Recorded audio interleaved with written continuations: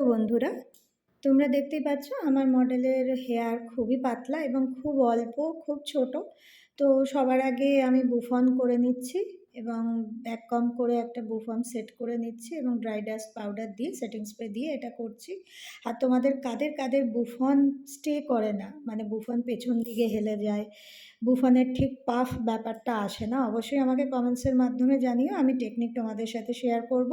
এবং আজকে যে বানটা দেখছো আর হেয়ারস্টাইলটা দেখছো, এটা কিন্তু 18 নম্বর এক্সটেনশন দিয়ে করা হয়েছে।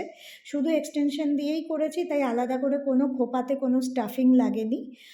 আর এটা কি, এই হেয়ারস্টাইলটা কিন্তু তোমার পার্টি মেকআপে খুব ভালো যাবে। অনেকেই সিম্পল কিন্তু স্টাইলিশ পার্টি মেকআপে একটু হেয়ারস্টাইল চায়, তো এটা কিন্তু পার্টি মেকআপের জন্য এবং রিসেপশন মেকআপেও তোমরা করতে পারো।